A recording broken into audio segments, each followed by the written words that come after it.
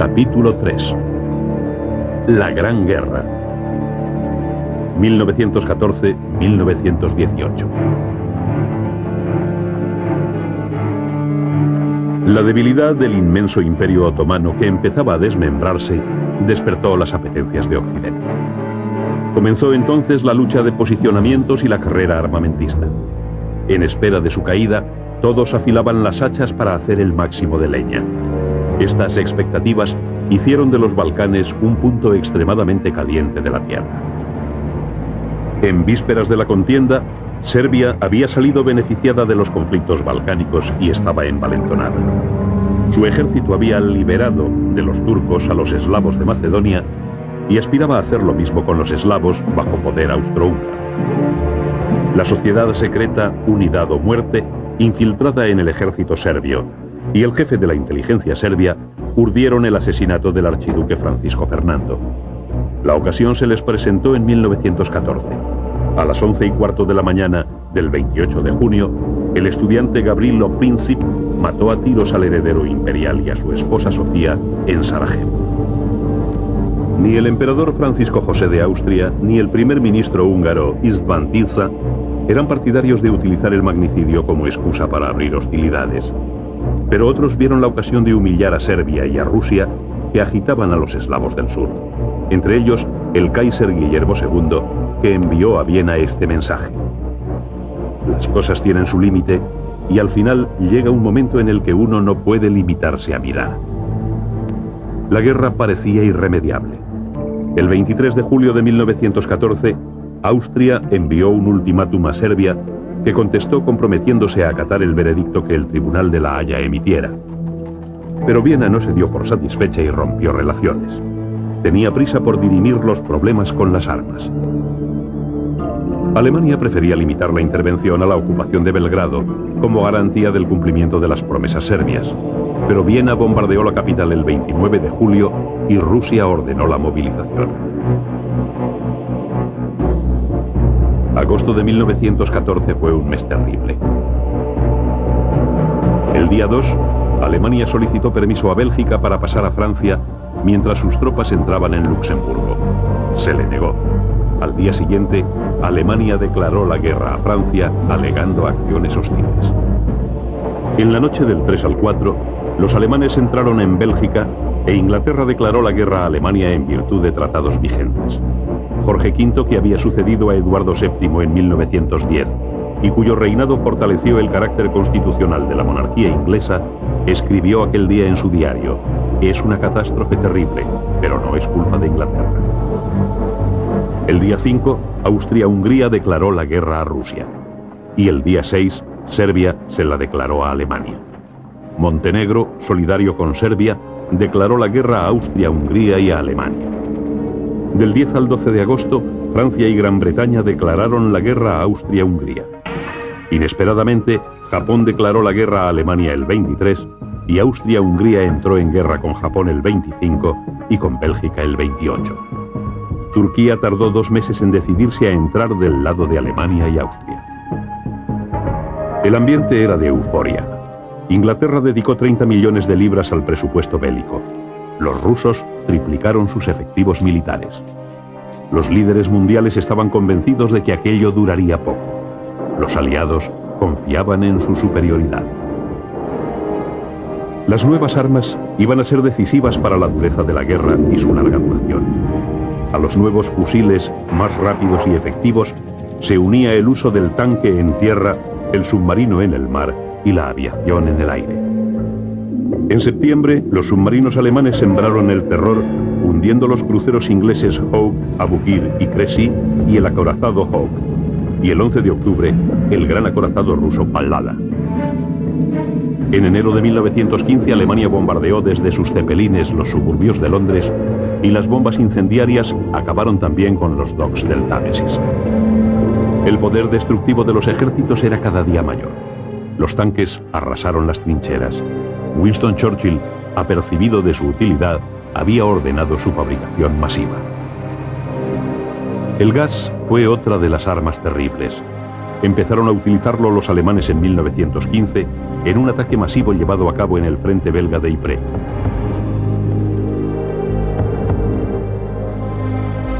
Ante el nuevo peligro, se creó la máscara antigas, una almohadilla de algodón químicamente tratado.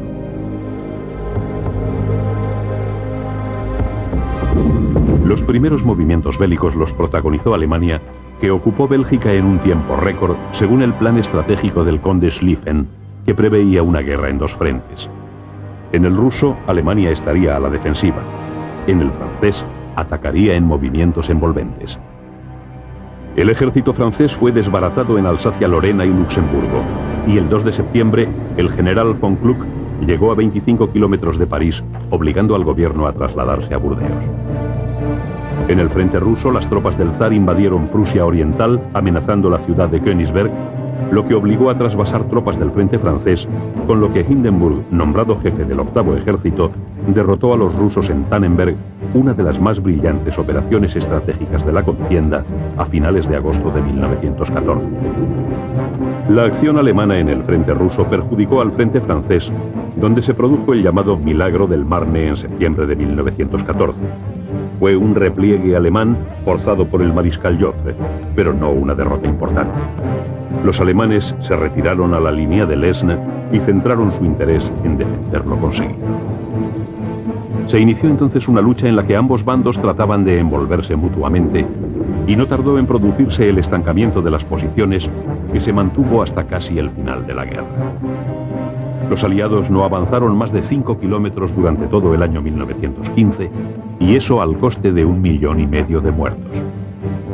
Todos empezaron a apercibirse de que la guerra no iba a ser corta. El nuevo armamento exigía nuevas estrategias. Los nidos de ametralladoras y la artillería dificultaban los movimientos. Las trincheras convirtieron el frente en una red de fortines que ocasionaba costes brutales. El frente se trasladó a las trincheras de papel, a la propaganda. La prensa organizó campañas de desprestigio. Inglaterra y Francia decían luchar contra la barbarie, y los alemanes se presentaban como idealistas que iban a librar al mundo del yugo inglés. Todos necesitaban creer en algo que justificara tanta locura. Sobre todo los soldados, a quienes se dijo, lucháis por la democracia, y se representó al enemigo como un ser brutal. La propaganda buscaba asimismo ganarse la simpatía de los países neutrales. Se recurrió a todo. Panfletos y carteles describían a Guillermo II como el nuevo Atila. Desde agosto de 1914, el gobierno inglés ejerció la censura, la desinformación y la calumnia. El uso de la aviación comenzó en 1914 en vuelos de reconocimiento. Al estancarse la guerra en las trincheras, la aviación tomó parte activa en el desarrollo de la estrategia. Se introdujo la fotografía aérea. A partir de 1915 se usó la ametralladora. En 1915 se diseñó una bomba con mecanismo detonador en el morro, artefacto repleto de explosivos con aletas para asegurar la caída en punta. Por su parte, los alemanes atacaron en 1914 Dover y en enero de 1915 se bombardeó Yarmouth. Londres sufrió las bombas en mayo de aquel año, un adelanto de lo que sucedería en septiembre de 1916, en que 15.000 kilos de bombas cayeron sobre la capital inglesa y otras zonas del país. No tardó en aparecer la lucha antiaérea. A la euforia inicial siguió el cansancio. A ello contribuyó la falta de víveres, el número de bajas, las levas de soldados cada vez más jóvenes o más viejos. Se tuvo que hacer frente también a la agitación extremista. Inglaterra controlaba los océanos, dominio amenazado por los submarinos alemanes, y deseaba una batalla naval decisiva. La estrategia alemana consistía en dejar que los submarinos diezmaran la flota inglesa. En enero de 1916, un nuevo almirante, Scheer, asumió la dirección de la Marina alemana. Bombardeó Yarmouth y Lowestoft en abril y tendió una trampa a la flota inglesa del sur. El 30 de mayo, 5 acorazados alemanes y 4 cruceros se dirigieron a un punto de la costa noruega, seguidos a un intervalo de 50 millas por buques al mando de Scheer. Los ingleses enviaron toda su flota a los estrechos de Skagerrak, cruzando la ruta prevista. 100 barcos con 45.000 hombres al mando del almirante inglés Jellicoe. No sabían que iban a encontrarse con una flota de 148 barcos y 60.000 hombres en la que iba a ser la mayor batalla naval de la historia, la batalla de Jutlandia. El bloqueo económico del adversario fue vital. Alemania sembró de minas la costa inglesa en febrero de 1915, mientras sus submarinos ocasionaban a los aliados pérdidas de más de 830.000 toneladas solo en abril de 1917. Pero el submarino amenazaba la libre navegación de los países neutrales, lo que llevaría a Estados Unidos a entrar en liza. Ya estuvieron a punto de hacerlo en mayo de 1915 tras el hundimiento del Lusitania, pero Wilson se conformó entonces con compensaciones.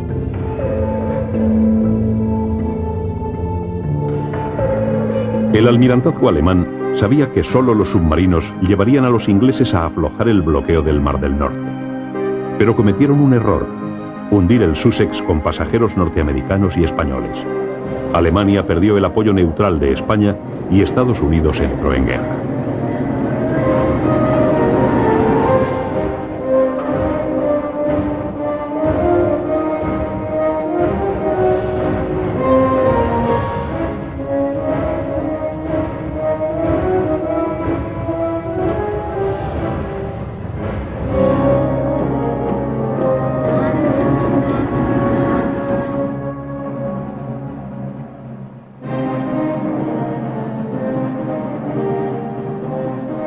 América había estado ajena a los acontecimientos. La prosperidad empezaba a tocarse. En 1915 se puso de moda el coche de gran potencia y Wilson creó un sistema de carreteras nacionales por donde podrían correr los fabulosos automóviles de la época. Al inicio de las hostilidades hubo cierta simpatía hacia los aliados y los intervencionistas, adscritos a las clases altas, hicieron algún ruido con sus manifestaciones. Pero eran pacifistas, gente que pertenecía a las clases trabajadoras, inmigrantes que pensaban que en Europa los conflictos respondían a intereses imperialistas, de mercado o colonialistas. Al principio, la entrada en liza se limitó al envío de material bélico. Los soldados llegaron en junio de 1917 al mando del general John Joseph Pershing. A finales de aquel año, las tropas ascendían a 180.000 hombres. En Europa, los éxitos alemanes en los frentes ruso y serbio y el fracaso aliado en los Dardanelos animaron a Alemania y Austria, sobre todo tras contener en los Alpes a los italianos. Los aliados pasaron al ataque para ayudar a Rusia y romper el frente, pero fracasaron. En la ofensiva del Artois de mayo y junio, así como en la de Champaña en otoño, los aliados perdieron muchos hombres y material, éxitos que quiso aprovechar Falkenhayn para llevar a cabo en la primavera de 1916 una batalla de desgaste en Verdún. La operación comenzó el 21 de febrero. El terreno estaba minado y la sangre corrió como nunca. El sector defendido por Petain resistió. La batalla duró 6 meses, al final de cuyo periodo 500.000 de cadáveres sembraban un inmenso escenario de muerte. A los aliados les costó mucho la victoria.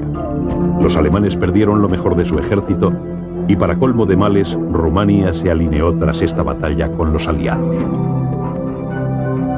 El fracaso de Falkenhayn llevó a Hindenburg a la cúpula militar. El Reichstag votó un programa de armamento y de servicio civil obligatorio. El nuevo equipo militar se apoderó de Rumania a finales de 1916. Suponía el acceso al petróleo rumano tan necesario para los submarinos. La debilidad del gobierno ruso hizo posible la caída.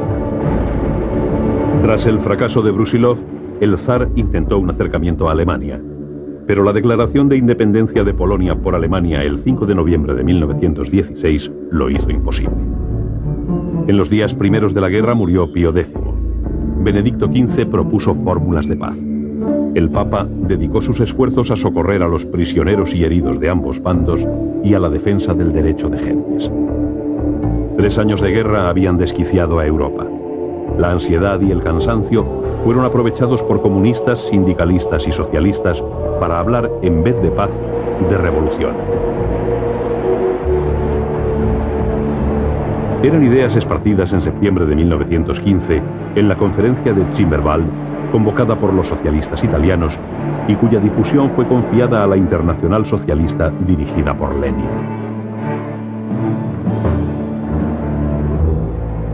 La crisis espiritual y material de finales de 1916 preparó el terreno para sembrar el mensaje revolucionario en ambos bandos. A finales de 1917 no era posible saber cuál sería el resultado de la contienda. La claudicación rusa y la retirada rumana fueron un respiro para Alemania, que libre del frente oriental intentó avanzar sobre París y en su recorrido hacia Occidente obtuvo resonantes victorias. Así, el 24 de octubre de aquel año, los alemanes rompieron el frente italiano en Caporetto, en los Alpes. Los soldados italianos desertaron, creían que todo había terminado. Aquella victoria permitió al general Ludendorff centrarse en el frente franco-británico. Preparó a conciencia lo que parecía un último esfuerzo. Se propuso objetivos limitados y ataques por sorpresa en numerosos puntos y a diferentes intervalos para agotar las reservas enemigas. La gran ofensiva comenzó el 21 de marzo de 1918. El ejército alemán, ducho en la guerra de trincheras, experimentado en las guerras de Flandes, Artois y Champaña, conocía el terreno y rompió el frente aliado separando a franceses e ingleses. Ante el empuje alemán, los aliados dieron el mando único al mariscal Foch. Los alemanes volvieron al ataque en abril y mayo, con nuevas victorias en Flandes y el Camino de las Damas, pero la superioridad aliada no auguraba nada bueno para Alemania y Austria. Los alemanes avanzaron de nuevo hacia el Marne y atacaron la Signy. Para Alemania, el tiempo era un factor urgente. A los aliados les sucedía lo contrario. Ludendorff echó el resto en una quinta ofensiva sobre el Marne, batalla larga e intensa desde el 15 de julio al 2 de agosto de 1918. Vencieron los aliados.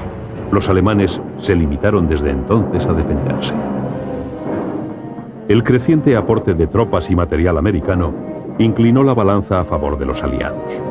Foch adoptó la táctica de lanzar ataques simultáneos en diferentes puntos antes de dar la gran ofensiva del 8 de agosto, la de los tanques.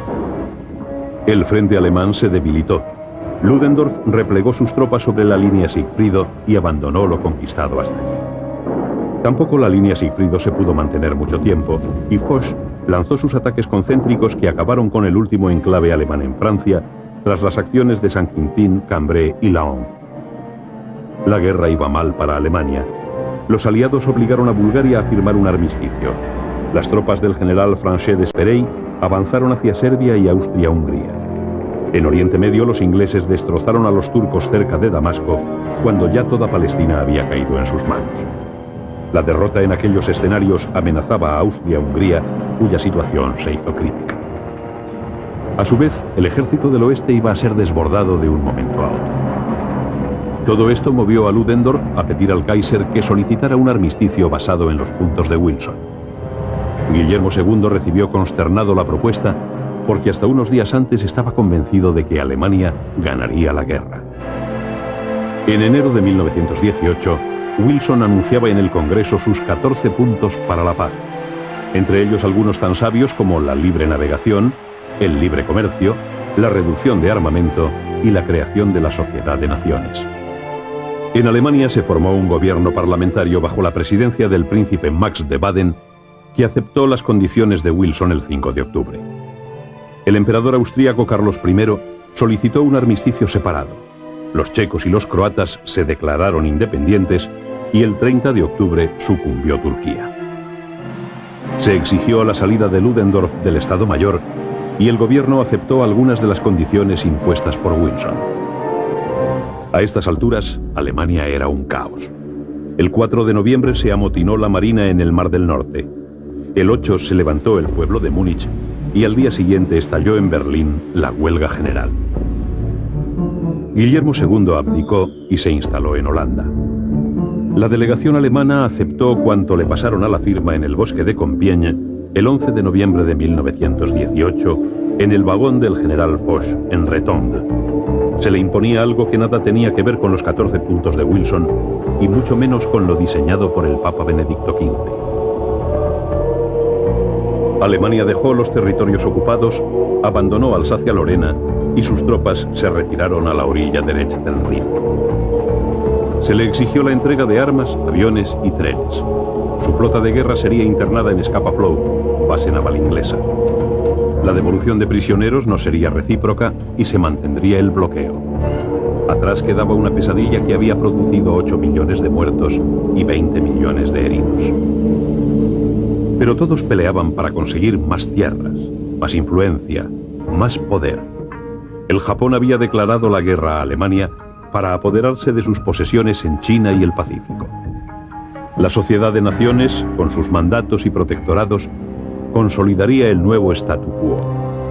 Las grandes potencias y sus amigos se repartirían el botín. Todos sabían que tras la guerra el mundo sería distinto.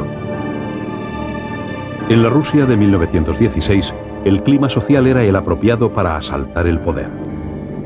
En medio de un clima de intrigas en el entorno del zar, el 14 de febrero de 1917, los obreros se echaron a la calle en San Petersburgo. Unos pedían pan y otros que se reuniera la Duma. Nicolás II no concedió importancia a aquello. Las huelgas y el clima de agitación sacaron a la policía a la calle. Hubo muertos. Nicolás II abdicó el 15 de marzo. El gobierno provisional trasladó a la familia imperial de Pskov a Tsarskoye Selo y de allí a Ekaterinenburgo, donde en la noche del 16 al 17 de julio de 1918 serían asesinados por el comisario Yurkovsky y el comandante de la guardia Medvedev del soviet local. 2 días más tarde entró en vigor la Constitución soviética y daba comienzo la guerra civil.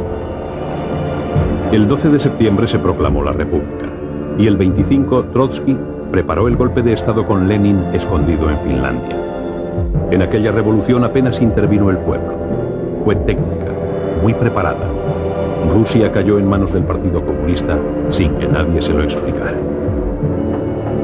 Los bolcheviques, con menos de la mitad de los votos, disolvieron la asamblea en enero de 1918. El Consejo de Comisarios del Pueblo, que representaba a una minoría, hacía y deshacía desde el Kremlin, recurriendo al terror de las checas que superaron en crueldad a las cárceles y policías zaristas. En septiembre de 1918 se empezó a exterminar a la aristocracia, el clero y la burguesía. ¿Acaso no era una lucha de clases? Nunca se sabrá el número de muertos en aquellas jornadas de asesinatos masivos. Y esto era solo el comienzo. El Ejército Rojo, creado por Trotsky en 1918, iba a ser capaz de mucho más. En 1915, David Griffith estrenó en el Clunes Auditorium de Los Ángeles la película más cara hasta entonces, El nacimiento de una nación. Duraba 3 horas y contaba con grandes panorámicas y uso de primeros planos. David Griffith fue también director, productor y guionista de Corazones del Mundo, obra de gran crudeza y realismo sobre la guerra que acababa de terminar. En 1916, Thomas Mix se convertía en la estrella legendaria de los western del cine mudo, abarrotando las salas de la época con películas como El desafío de Single Parker. Tom Mix era el paladín de la justicia, sin perder en ningún momento su famoso sombrero. Pat Sullivan conseguía en 1917 el mayor éxito de los dibujos animados con su gato Félix. Las estrellas del celuloide, Mary Pickford, Charlie Chaplin y Douglas Fairbanks, compraban bonos de guerra para ayudar al país. Eran los años del cine mudo y de su heroína indiscutible, Mary Pickford, la novia de América. El mundo deportivo sufrió un parón repentino. La guerra impidió las Olimpiadas. El fútbol empezaba a ser el deporte favorito en Europa, mientras en América arrasaban el béisbol y el rugby en las capas populares y el polo era practicado por las clases adineradas. En 1915, Einstein demostró que el mundo tiene, además de sus 3 dimensiones conocidas, una cuarta, el espacio-tiempo. Según él, el universo es limitado e inmóvil. Poco después, William de Sitter habló del universo en expansión, mientras el astrónomo James Jeans aseguraba: el cosmos es una pompa de jabón que ha estallado y se diluye a velocidad vertiginosa. La Tierra parecía algo insignificante en medio de un espacio inmenso. Las estrellas, los planetas, eran motas de polvo inmersas en un mundo que se curvaba. El hombre que tanto ruido estaba haciendo e insignificante era en realidad.